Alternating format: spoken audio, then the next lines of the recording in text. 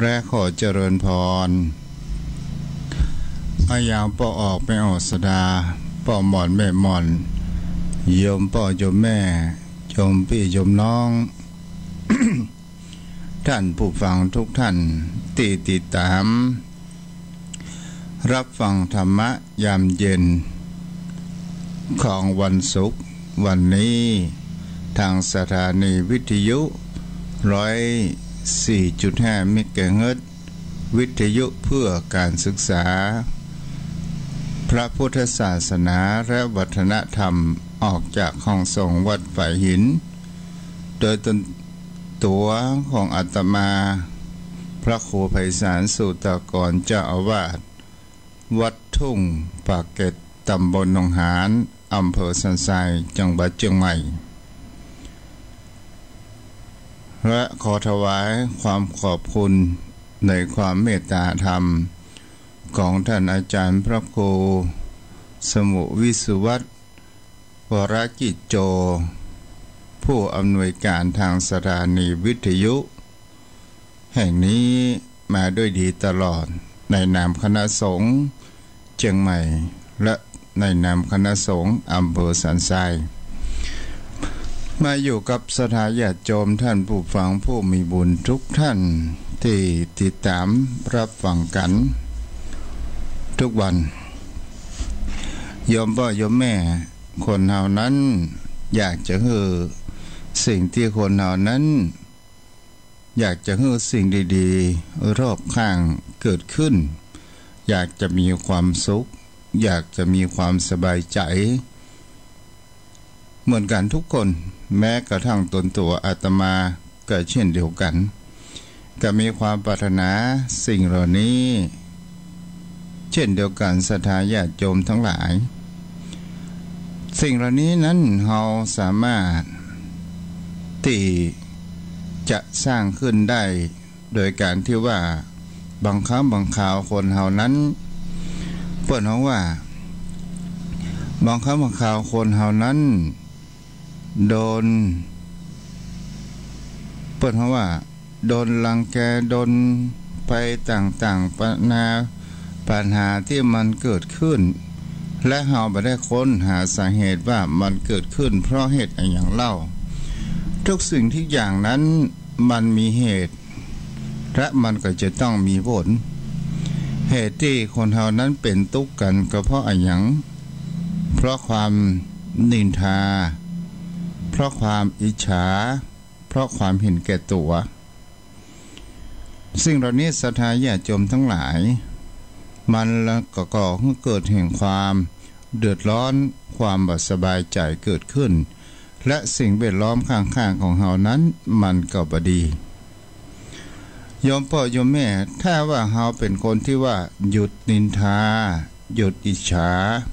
หยุดเห็นแก่ตัวหยุดสร้างความชั่วแล้วทุกอย่างรอบตัวเรานั้นจะดีเองเป็นสิ่งเหล่านี้เฮาก็จะหันกันได้ว่าแต่ถ้าว่าเฮาโอ้ในทางการปฏิบัติมันก็เป็นเรื่องยากการจะยุดเล่าความนินทาของคนอื่นนั้นถ้าว่าเฮาไม่ได้ฝึกจิตใจอย่างแท้จริงมันก็บ่สามารถที่จะห้ามได้ห้ามไฟมือมีควันห้ามอาทิตย์มือมีแสงตราบนั้นเท่านินทาแต่มันก็เป็นเรื่องธรรมชาติธรรมดาของมนุษย์โลกบนโลกใบนี้มันก็จะต้องมีเป็นโลกธรรมมีสรรเสริญมันก็จะต้องมีนินทานั่นเองแต่ถ้าว่าเราจะเอาจิตใจเราไปสนใจในกรรมนินทานั้นหรือไม่ตัวนี้ต่างหากล่ะเป็นสิ่งที่คนเรานั้นถ้าเรามีความ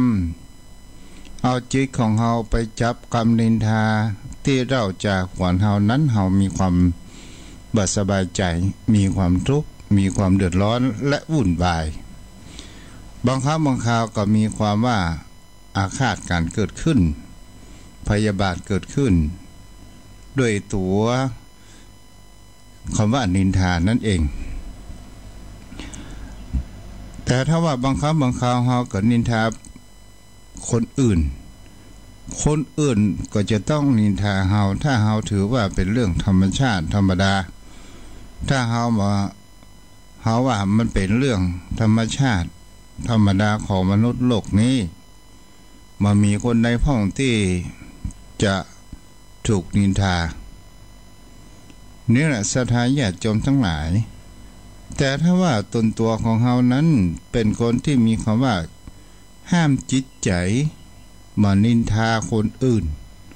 มานินทาว่ากล่าวไผรับหลังต่างๆนานาพอเป็นคนปากหวานก้นส้มอย่างนี้เป็นต้น ขออภัยไว้ตัวเนาะและก็ความอิจฉาตาร้อนเนี่ยศรัทธาญาติโยมทั้งหลายมีทุกคน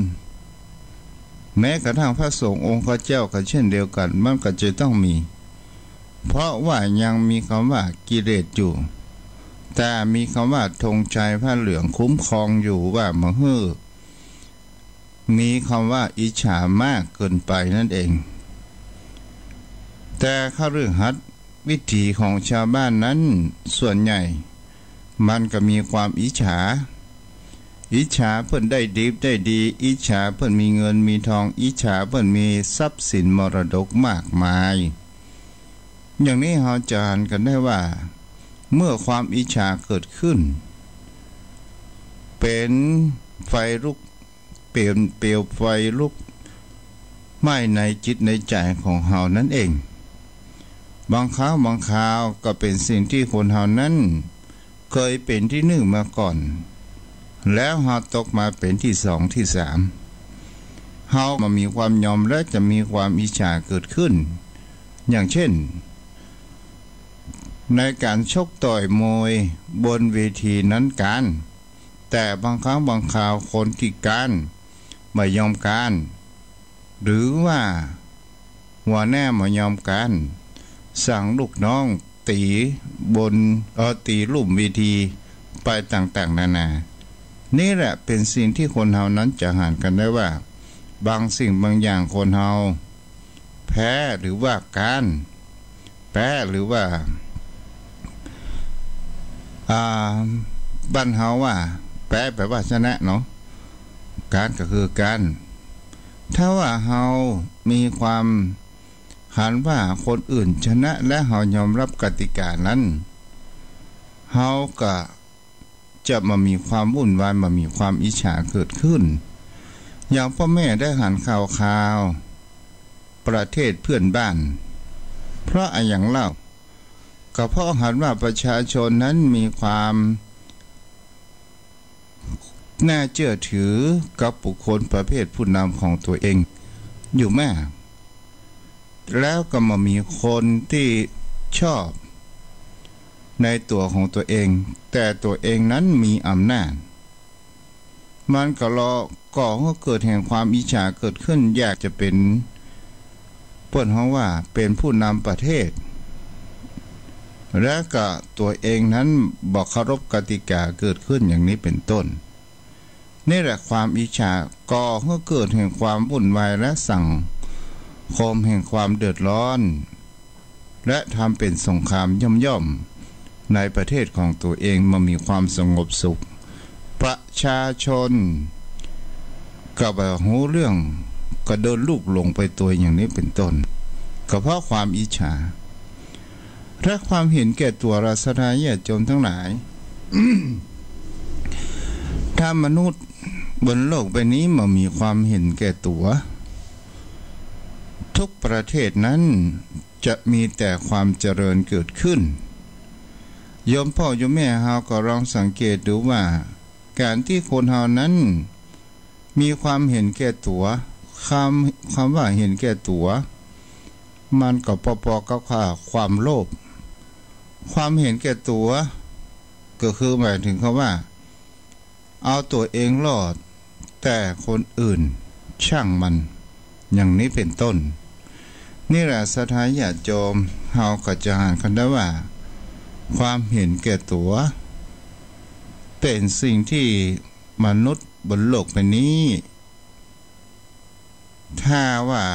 เป็น100%ก็ไปเป็น80%คนเห็นแก่ตัวคนที่ไม่เห็นแก่ตัวมีก็มีศรัทธาญาติโยมทั้งหลายคนที่มีจิตใจกว้างมีเมตตาธรรมเอื้อเฟื้อเผื่อแผ่เอาละอย่างเช่นเฮาไปการไปงานไปช่วยการช่วยงานบางครั้งบางคราววัฒนธรรมบ้านเฮาน่ะทำอาหารการกินบางครั้งบางคราวแขกมากเกินไปกับอาหารว่าแขกเปิ่นนักยังฮิจะเอาแกงปิกบ้านอยู่เตียงหันเขาว่าเพลงเขาว่าจีนหลดหัวสนาญาติโยมทั้งหลายนี่ก็คือความเห็นแก่ตัวและบ่สนใจว่าเจ้าภาพจะมีความเดือดร้อนประการใดนี่ก็เป็นสิ่งที่เฮาก็จะหานเกิดขึ้นในสังคมตลอดจนถึงเวลามีการมีงานโยมพ่อโยมแม่ผู้มีใจบุญทุกท่านก็ได้ไปสร้างโรงทานอยู่สม่ำเสมอและเฮาก็จะได้หาวิถีชีวิตของบริบทส่วนใหญ่ศรัทธาญาติโยมทั้งหลายก็มาเอาของกินของทานนั้นไปมากมายมหาศาลบ่คนที่เพิ่นทำพิธีอยู่ถึงเวลาลงไปของกินมุดลึงแต่บ่ได้คิดว่าจะสร้างความเดือดร้อนให้กับทางวัดวาอารามถือหรือทางด้านเจ้าภาพนี่ศรัทธาญาติโยมมีแต่บางครั้งบางคราวเอารถเปิดห้องว่า3 ล้อเครื่องมาขี่รถตัวกันมาแล้วก็ลงไปเอาลูกเอาหลานไปนี่ก็เป็นสิ่งที่คนเหล่านั้นจะหันได้ว่านี่ก็คือความเห็นแก่ตัวต่อมาก็คือการที่คนเหล่านั้นทำชั่วในที่นี้ก็คือทำบดีก็ไม่ตีไปวงกว้างทำอะไรอย่างสร้างความเดือดร้อนให้กับครอบครัวและคนในสังคมมันจึงมีศรัทธาญาติโยมทั้งหลายบอกว่าบ้านที่ไหนจะหันได้ว่าเปิ้นบอกว่าเอาตัวก็ว่ามาเอาอย่างนี้เป็นต้นนี่แหละศรัทธาญาติโยมมันก็มีสิ่งหลากหลายต่างๆเกิดขึ้นในสังคมมันก็เป็นสีสันแห่งบนโลกใบนี้ประการหนึ่งในสิ่งเหล่านี้ศรัทธาญาติโยมพ่อโยมแม่เฮาก็ได้มาตึกตองดูสังเกตกันศรัทธาญาติโยมทั้งหลายคำว่าวันนี้มีคำว่าที่โยมพ่อโยมแม่มาได้เข้าใจเป็นแต่เป็นว่าตลอดของตัวเจ้าก็ยังบางครั้งเป็นสิ่งที่ว่าที่คำว่าอวิชชาเนี่ยมันมาอย่างใดอวิชชาซึ่งแปลว่าความมืดบอดโยมพ่อโยมแม่เมื่อตะวันนี้ตู้เจ้าก็ได้เกี่ยวกับสังโยชน์อันเป็นเครื่องร้อยรัดแห่งจิตใจอันเป็นเครื่องสิ่งที่มหึเฮานั้นได้พบแห่งความจริงบ่ได้พบแห่งสัจธรรมนั่นเองเมื่อตะวันนี้มีคำว่าถือเนื้อถือตัวมีความเรียกว่าสักยะทิฏฐิคือความถือว่าตัวเองร่างกายของตัวเองมัวเมาในว่าร่างกายของเฮานั้นเป็นของเฮาอย่างนี้เป็นต้นวิกิจิชาก็มีความสงสัยในพระรัตนตรัยสงสัยในคุณพระพุทธพระธรรมพระสงฆ์ศีรพัตตปรมาส ก็หมายถึงคำว่าอวดอ้างว่าเป็นผู้ทรงศีลแท้ที่จริงตัวเก่าบ่ได้เป็นผู้ทรงศีลกามราคะก็คือมีความติดอกติดใจในกามคุณโยมพ่อโยมแม่ก็คือความมัวเมาในอบายมุขและปฏิฆะคือการกระทบกระทั่งกันนี่สิ่งเหล่านี้เฮามาหันแห่งความจริงวันนี้กับจะมาอู้ในเกี่ยวกับในสังโยชน์เบื้องสูง5ประการด้วยกันโลปะคะโลลาปะคะมีความติดใจในรูปฌานก็คือหมายถึงเขาว่าใครได้ฌานแล้วอย่างเช่นคนผู้ประพฤติปฏิบัติธรรมจะเป็นบุคคลผู้ที่จะมีสิ่งคำว่าลาภสักการะเข้ามาอย่างนี้เป็นต้นก็มีความหลงไหลตอนสุดท้ายกับสามารถที่จะบรรลุขั้นสูงๆไปได้อย่างกับพระเทวทัตนั่นเองอันนี้กับบรรลุรายละเอียดเนาะมันเป็นธรรมะชั้นสูง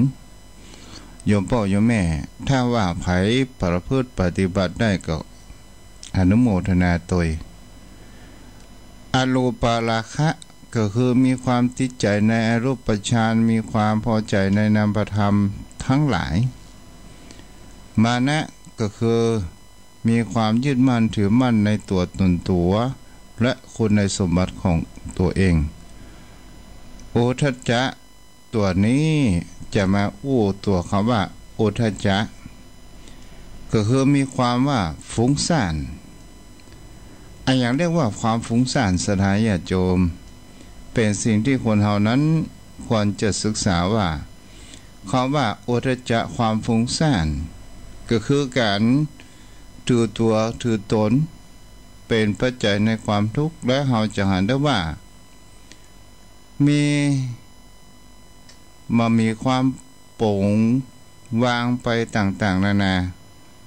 กับหันว่าชาราปิทุกขาความแก่เป็นทุกข์มรปิความมรณะปิทุกขังความตายเป็นทุกข์โศกะปริเทวะทุกขา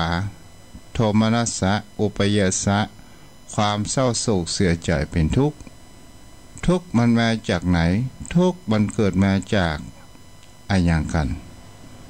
แล้วเกิดเรื่องเหล่านี้มาเกิดมาจากกิเลสตัณหาอุปาทานก็คือหมายถึงเขาว่าโอทัจจะเนี่ยผู้ที่ได้ศึกษาแล้วตัดสิ่งคำว่าเหล่านี้ได้จะถือว่าเป็นผู้สังโยชน์ในเบื้องสูงก็คือจะปฏิบัติคำว่าร้อยลัดแห่งคำว่าความฟุ้งซ่านฟังความฟุ้งซ่านมันเชื่อว่าคิดสปะมีแต่เรื่องราวต่างๆอันนี้ก็ว่าฟุ้งซ่านก็เป็นบ้าได้เหมือนกันโยมพ่อโยมแม่เฮาก็ลองสังเกตได้ว่าเฮาเป็นคนที่ว่ามีปัญญาพิจารณาก็ก่อให้เกิดแห่งความที่เฮาจะบรรลุหรือว่าจะทำให้เฮานั้นปราศจากกิเลสต่อมาก็คือคำว่าอวิชชาตัวนี้แหละสถาญาติโยมทั้งหลายอวิชชาในตัวนี้เนี่ยมันหมายถึงอะไรอย่างกันแน่ที่แบบบอกว่าความโมโหแล้วเฮาโมโหอะไรอย่างโมโหแห่งคำว่าสัจธรรมหรือว่าพระไตรลักษณ์ในที่นี้อวิชชานี้มันก็หมายถึงคำว่าอุปทานที่มันเป็นตัวร้อยลัดปิดบังจิตของเฮาเมื่อเฮานั้นได้หันแห่งความจริงมันคือตัวอะไรอย่างก็คือตัวอุปทานก็คือความยึดมั่นถือมั่นนั่นเอง ถามว่าคนเฮานั้นบ่ฮู้ความจริงอุปทานนี้มีคำจำกัดอยู่สองคำด้วยกันก็คือมีคำว่าฉันทะและราคะอุปทานนี้ทางด้านฉันทะก็คือมีความหลงไหล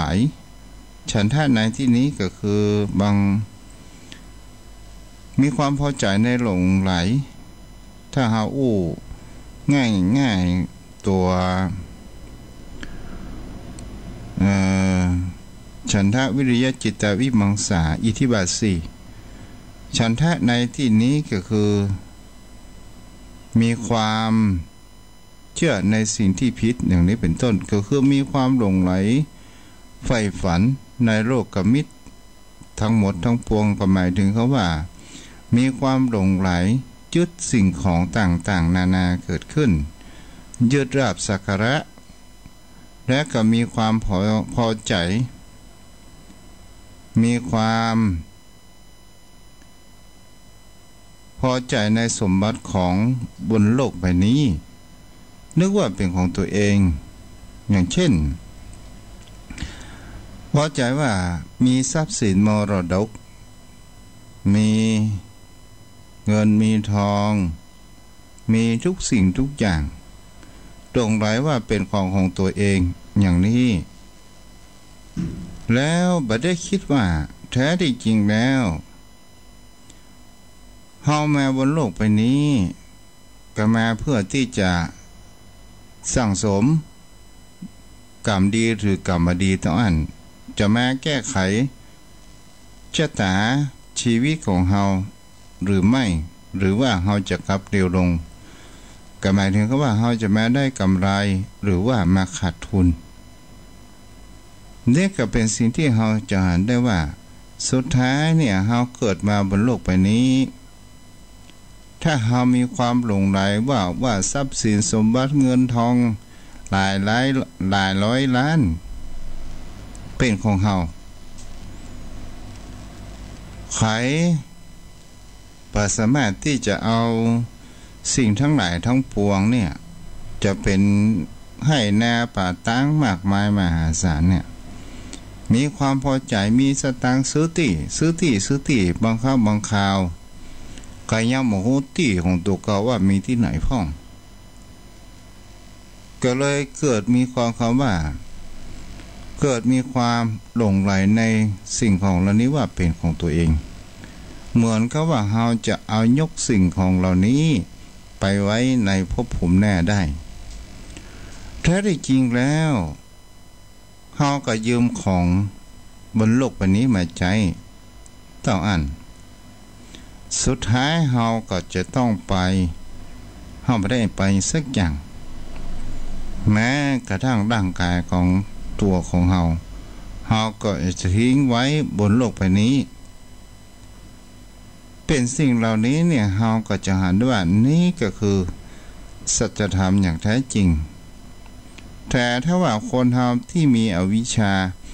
มีความหลงไหลหันตัวเองว่าจะเป็นอมตะจะอายุยืนยาวนานเหมือนดังเสนาอมาตย์ในประเทศจีนข่าวกล่าวคำอวยพรว่าอายุหมื่นปีห้องเต้อายุหมื่นปี100 ปีก็บ่ถึงสถานญาติโยมทั้งหลายนี่แหละคนเฮาไปหลงไหลแล้วก็จะเห็นได้ว่าหลงไหลว่าเฮาเนี่ยมีพละกำลังแข็งแกร่งอย่างดีหมดเฮาจะเป็นอมตะสุดท้ายมันก็บ่เป็นอมตะ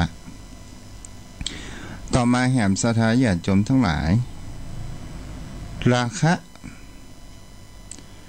คะซึ่งมันแปลว่าความกำหนัดหรือความยินดีใน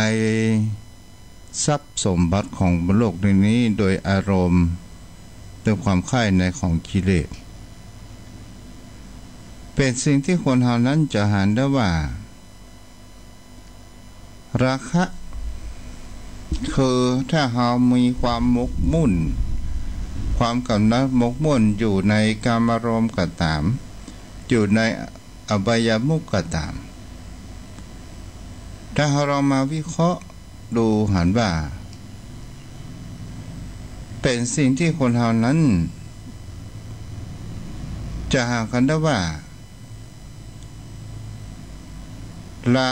ฉันทะกับราคะเนี่ย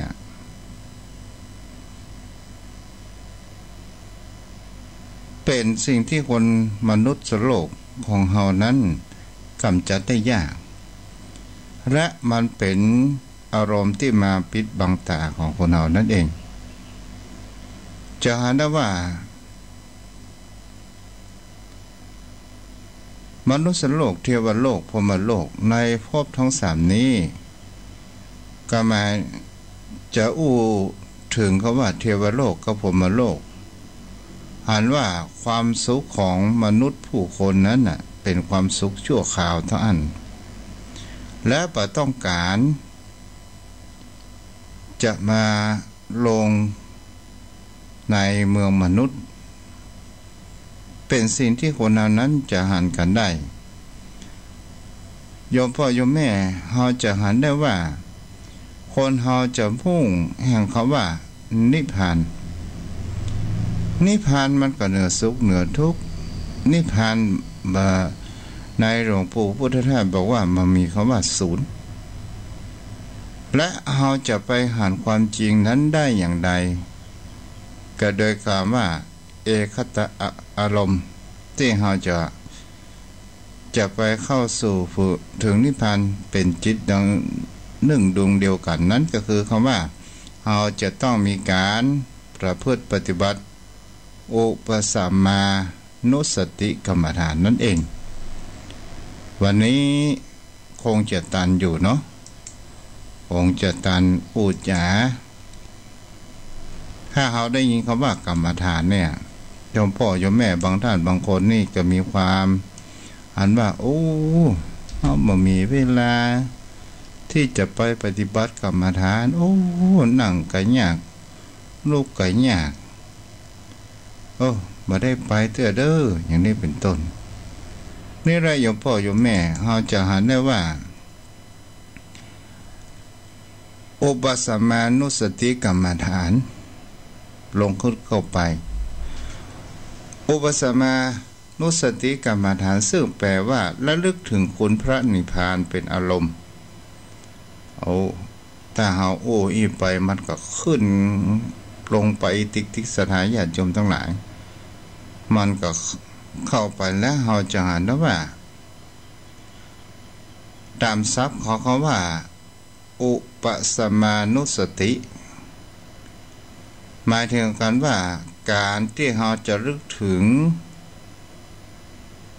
ยังคนของความเข้าไปสงบระงับจิตจากกิเลสและตัณหาก็คือเข้าไปถึงพระนิพพานนั่นเองถ้าเราแปลเอาเข้าใจความว่าระลึกถึงคุณพระนิพพานนั้นก็โดยการแปลโดยอัตก็เขาว่าสงบระงับก็เพื่อที่จะเต็มไปด้วยความประสงค์ทำให้จิตใจเรานั้นสงบหมู่นักคิดทั้งหลายก็มีความคิดหลายแบบบางคนบอกว่านิพพานนั้นแปลว่าศูนย์แต่พระเดชพระคุณหลวงพ่อพุทธโฆษาจารย์หรือว่าหลวงปู่พุทธทาสก็ได้รจนาไว้ในคัมภีร์สุทธิมรรคว่าท่านเป็นพระอรหันต์ขั้นปฏิสัมภิทาญาณท่านอธิบายหรือถึงคุณพระนิพพานโดยยกปริมา8ข้อไว้เป็นแนวเครื่องระลึกโยมพ่อโยมแม่ให้เข้าไปนิพพานก็คือมันระลึกเด้อก็คือ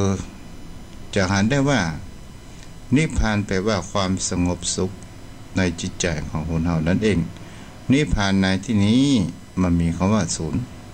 นิพพานเหมือนเขาว่าหลวงปู่พุทธทาสรจนาไว้ว่าก็หมายถึงคำว่าปัญญาในสิ่งที่หรือว่าจิตใจในสิ่งที่เรานั้นหมดกิเลสทั้งปวง อะไรโยมพ่อโยมแม่แล้วเราก็ลองมาดูว่าระลึกถึงคุณพระนิพพานปรารภถึงว่านิพพานแปดข้อแรกนั้นก็คือมะทะเนมะทะโนแปลว่าพระนิพพานย่ำยีเสียซึ่งความเมามีความเมาในความเป็นหนุ่มและเมาในชีวิตโดยคิดว่าตนจะไม่ตายเป็นต้นให้สิ้นไปจากอารมณ์คือคิดเป็นปกติเสมอว่าชีวิตนี้ไม่มีอะไรแน่นอนโลกนี้ทั้งสิ้นมีความชิบหายเป็นที่สุดเอาข้อนี้ล่ะสถานญาติโยมทั้งหลายอันนี้เราระลึกได้อยู่ก็หมายถึงเขาว่าเราออกในจากสิ่งมัวเมาโดยความหลงที่ตุเจ้าได้ว่าอวิชชาความมืดมิดความยึดมั่นถือมั่นเมื่อเราออกจากสิ่งเหล่านี้เมื่อเราพิจารณาโดยว่าแท้ที่จริงแล้วบนโลกใบนี้คนเราเกิดมาก็ต้องใบหน้าไปสู่แห่งเขาว่าหมดลมหายใจที่สมมุติว่าตายเหมือนกันทุกคนเหมือนกันทุกชีวิตทุกสรรพสัตว์ทั้งหลายที่เกิดอยู่บนโลกใบนี้แม้กระทั่งตัวของเราเองสักวันหนึ่งมันก็จะต้องตายและก่อนที่เราจะตายเราได้ทำบุญอะไรอย่างไว้พ่องเราได้ประพฤติปฏิบัติธรรมอะไรอย่างไว้พ่องเราได้สร้างคุณงามความดีอะไรอย่างไว้พ่องนี่เป็นสิ่งที่เราจะหันว่าแน่นอนคนบนโลกทางใบนี้ทุกคนมามีภัยอยู่คงกระพันและเราจะสังเกตว่าบรรพบุรุษของเรายังมามีความคงกระพันอยู่เราจะเห็นได้ว่าคนที่เกิดในพุทธศตวรรษ23นี่มีละพอสถานญาติโยมทั้งหลายพศ2003เนี่ยขึ้นมาถึงจบที่2004เนี่ยเมื่อมีสถานญาติโยมทั้งหลายหายไปตายกันหมดบ่เหลือแม้ทั้งกระดูกเหลือเพียงแค่ธุลีดินเท่านั้นแต่พศ24ขึ้นมาอันต้นนั้นปิกบ้านไปหมดเหลือก็ตั้งป่ายถ้าเป็น2475มันก็บางคนก็ยังมีอยู่อายุยืนยาวอยู่แต่ถ้าว่าพอมาเหลือก็ตั้งป่าย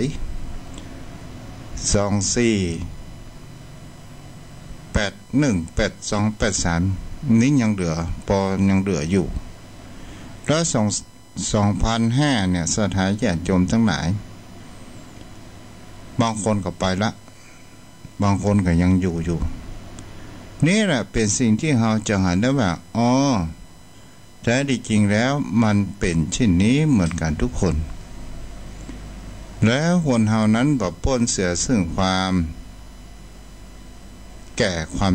เจ็บไข้ได้ป่วยคนเฮาสุดท้ายมันก็จะต้องไปและถามตัวเองหรือไม่ว่าเฮามาเพื่ออะไรอย่างและเฮาจะไปที่ไหนนี่แหละเป็นสิ่งที่สำคัญมากที่สุดโยมพ่อโยมแม่มาแหมข้อหนึ่งในการระลึกถึงคำว่านิพพานปีปาสะวินโยพระนิพพานบรรเทาซึ่งความกระหายคือความใคร่ความกำหนัดยินดีในกรรมคุณทั้ง5ก็หมายถึงคำว่ารูปเสียงกลิ่นรสผ โพธพะอย่างนี้เป็นต้นโพธพะก็คือความสัมผัสนะโยมพ่อโยมแม่และเราจะหันได้ว่าถ้าบุคคลใดบ่ยินดีในกรรมคุณทั้งห้าหันรูปนั้นว่ารูปนั้นสวยงามเฮาก็หันมีในจิตของเฮาก็บ่ปรุงแต่งรูปนั้นบ่ดีมางามเฮาก็บ่ปรุงแต่งนี่ก็คือรูปแต่คนเฮาบนโลกใบนี้เนี่ยหาอะไรยังงามเฮาก็ว่างามแต่อย่างก็ตว่าทุกเจ้าได้อู้ว่าความงามเฮาเอาอย่างมาวัดว่างามอันนี้อู้ทางร่างกายทางภายนอกเฮาอย่างมาวัดว่าคนนั้นเป็นคนงามถ้าเฮาว่าผิวพรรณผ่องใสผิวพรรณดีโอ้ใครโทรมาละ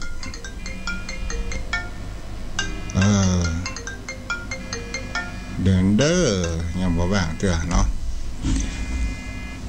ถ้าว่าผิวพรรณดีสถานญาติโยมทั้งหลายก็เป็นสิ่งที่คนเหล่านั้นจะหันได้ว่า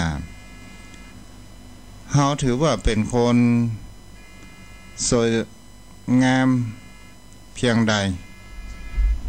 นี่ก็เป็นสิ่งที่เฮาจะหันกันได้นี่แหละสถานญาติโยมเป็นสิ่งที่คนเฮานั้นจะหันได้ว่าอย่างเล่าคือความงามไม่มีคนงามอย่างครับในแถบเอเชียใต้ของเฮาเนี่ยเฮาว่าคนประเทศใดงามบางคนก็บอกว่าจีนงามอย่างนี้เป็นต้นแล้วจะติดต่อไปเนาะคุณโยมแล้วก็เป็นสิ่งที่จะหันได้ว่านี่ก็คือคนเฮาเอาความงามถ้าคนในแถบยุโรปล่ะอย่างคือความงามของเพิ่นแต่เฮาไปแถบแอฟริกาเฮาว่าบางงามเปิ้นบางงามเนี่ยโยมพ่อโยมแม่เฮาก็ลองสังเกตดู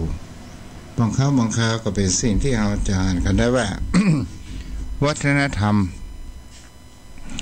รูปร่างหน้าตามันมีความแตกต่างกัน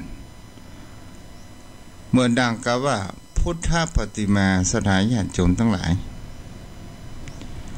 เฮาพอและแต่ละประเทศที่สร้างตัวแทนองค์สมเด็จพระสัมมาสัมพุทธเจ้ามาเหมือนกันสักทีของไทยก็ไปอย่างเมียนมาก็ไปอย่างลาวก็ไปอย่างอินเดียก็ไปอย่างแต่เฮาบ่ฮู้ว่าบุคคลผู้ใดที่เคยหันหน้ารูปหน้าตาขององค์สมเด็จพระสัมมาสัมพุทธเจ้าอย่างแท้จริงแล้วปั้นรูปเหมือนของพุทธองค์ไว้มันก็หลังจากพุทธปรินิพพานเป็น100 ปีสถานญาติโยมทั้งหลายเจนจะมาปั้นนี่แหละสถานญาติโยมก็เป็นสิ่งที่เราจะเห็นได้ว่าปั้นด้วยความบอกเล่านี่ก็เป็นสิ่งที่เรานั้นจะหันกันได้ว่านี่เป็นสิ่งที่เปิดเขาว่ารูปเสียงกลิ่นรสและถูกต้องตัวเจ้าก็บอกอู้ลงไปละเพราะว่าเวลามันหมดไปละเนาะมันพัฒนาก็คงจะมาต่อกันใหม่ถ้าบัดลืมเด้อโยมพ่อโยมแม่นี่แหละเราจะเห็นได้ว่าถ้าเราเป็นบุคคลที่มีความกำจัดในความใคร่ในความกำหนัดในกรรมคุณ5รูปก็ดีเสียงก็ดีกลิ่นก็ดีรสก็ดีการถูกต้องสัมผัสก็ถาม และเฮาก็ถือว่าเฮานั้นได้รึกถึงคุณของพระนิพพานที่ในตัวภาษาบาลีว่าปิปาสวินโยก็แปลว่าพระนิพพานบรรเทาซึ่งความกระหายความกระหายก็คือความอยากได้อยากมีอยากเป็นอยากสัพพะสัพพันเนี่ยโยมพ่อโยมแม่เนาะแล้ววันนี้ก็ขออนุโมทนากับแม่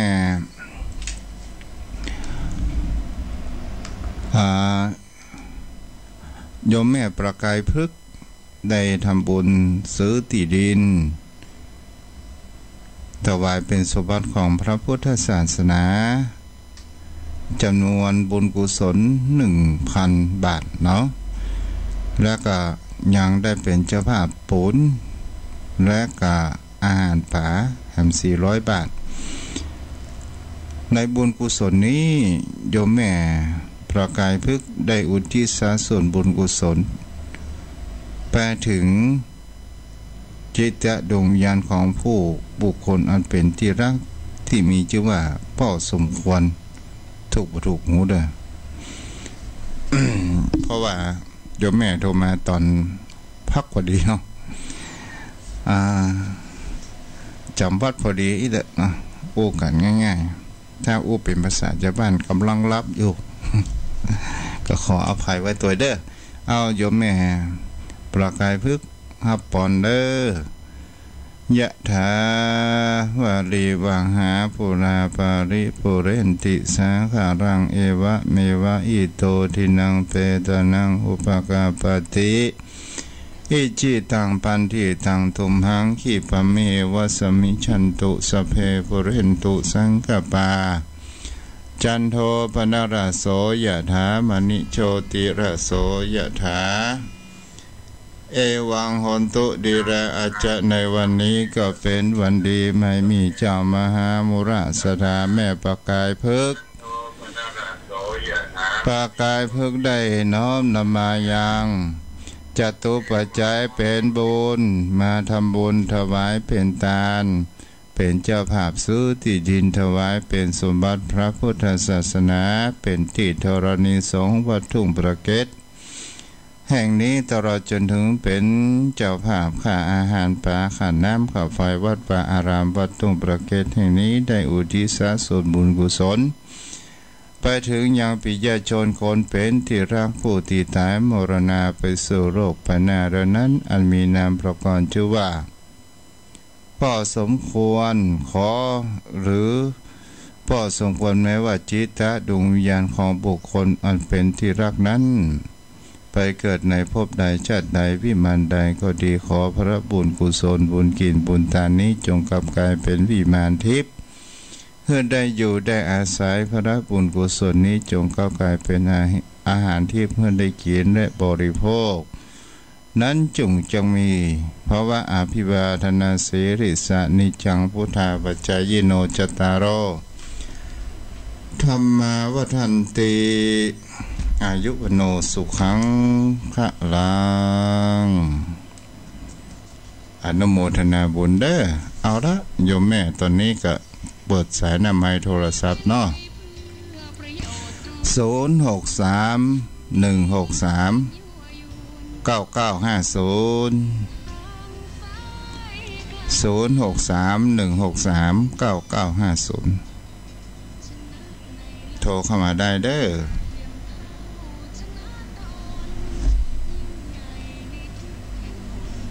0631639950เจริญพรไปแต่เจ้าพ่อประเวศเจ้าพ่อประเวศเอาพ่อประเวศเจ้าพ่อประเวศมุนเจริญพ่อประเวศเนาะแม่เนาะไอ้แม่ได้หยาดน้ำครับพรไปแล้วเนาะเจ้าบอกคือเพิ่นละจะพ่อประเวศขออภัยไว้ตัวเด้อขอบุญกุศลนี้ไปถึงดังจิตดวงวิญญาณของพ่อประเวศเด้อเจ้านามสกุลเนี่ยเหรอมุนเจริญเจ้ามุนเจริญเจ้า แม่ก็นึกว่านั่นนะว่าท่านให้จำไว่า เจ้า เป็นรบกวนท่านอ่ะ เป็นยังไหมเจ้า เจ้า เจ้าบุญรักษาได้แม่เด้อแม่ไปไหนแม่ก็ที่ว่าถ้าบัดตันแต่อ๋อไปไหนมาไปบ้านโซปะเจ้าอ๋อเจ้าก็กำลังตายใหม่เนาะโอ้จะไปนี่เปิ้นเกิดแก่เจ็บตายเนาะ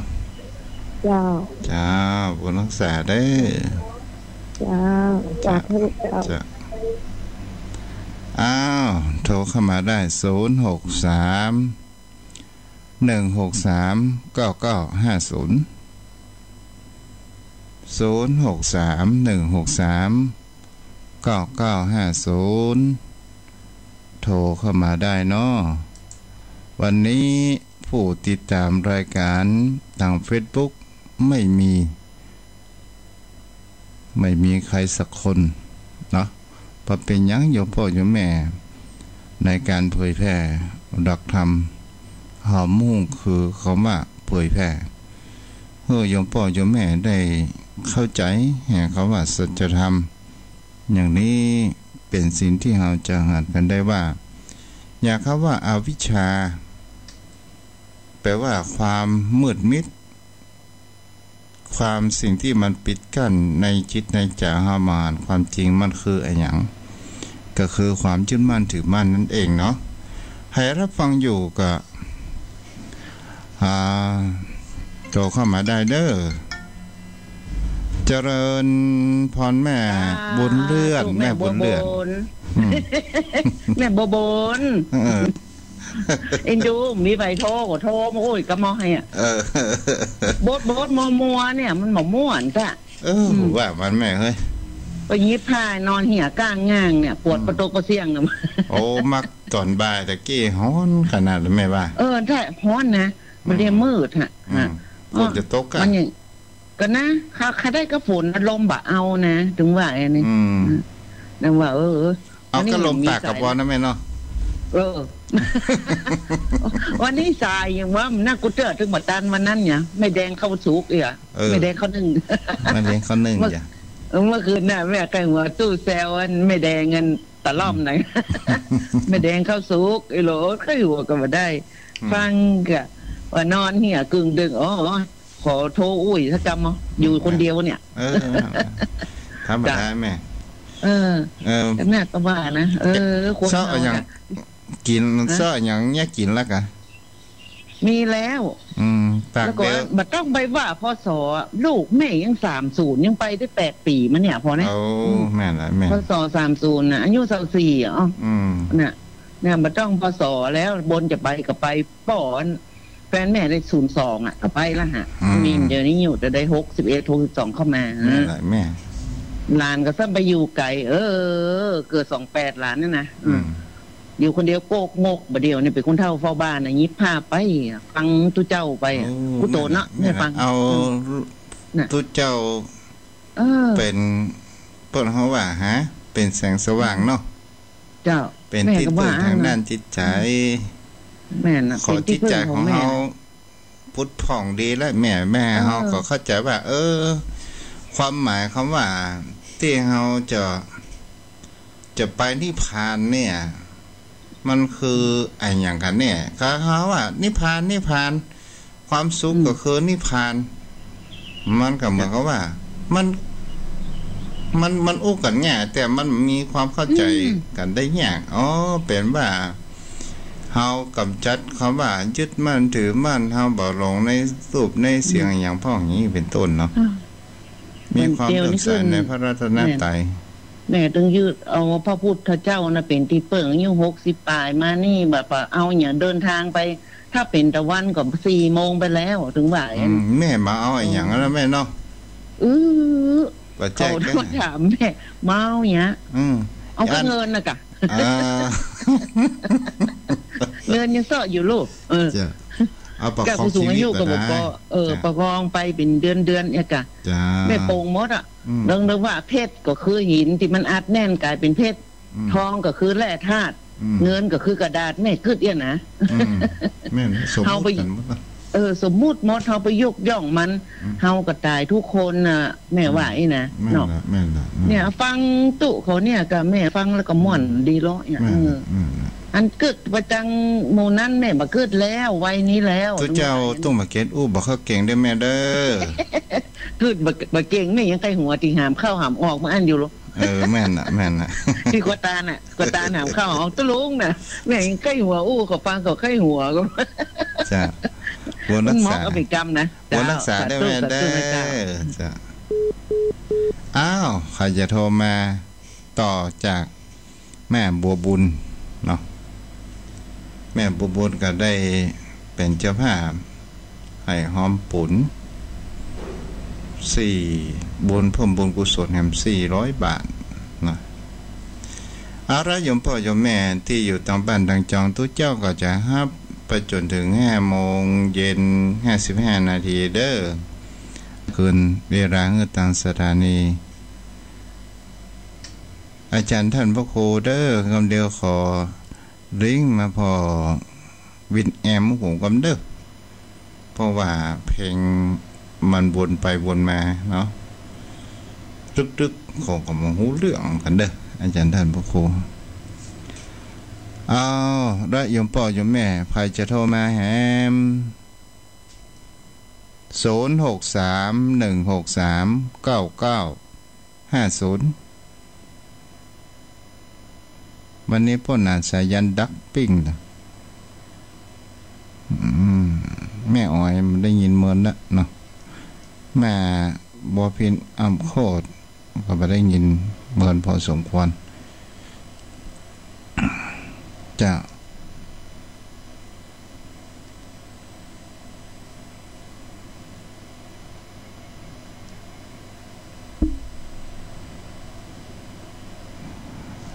โทรเข้ามาได้063-163-9950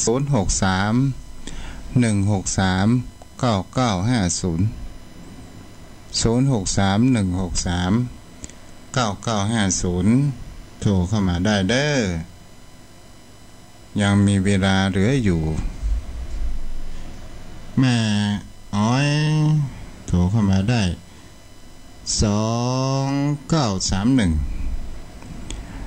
ถ้าเฮา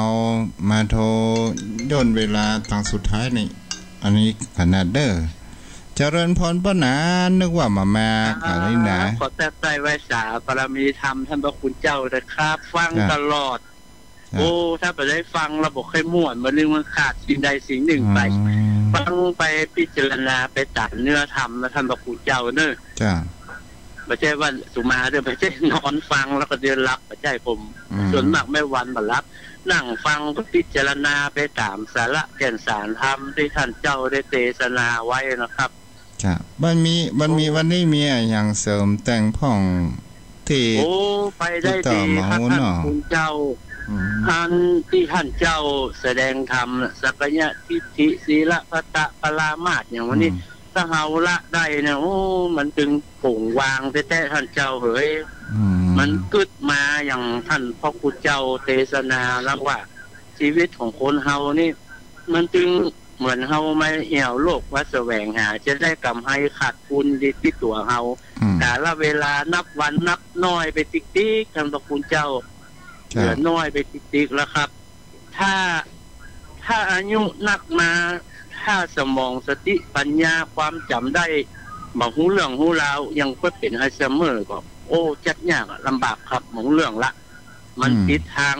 หนทางที่จะไปสู่สุคติละใกล้ตึกจะอันละทุกสิ่งทุกอย่างบนโลกใบนี้เนี่ยมันดีอย่างเสียอย่างนะเนาะมันของกู้กันเนาะท่านพระคุณเจ้าเนาะ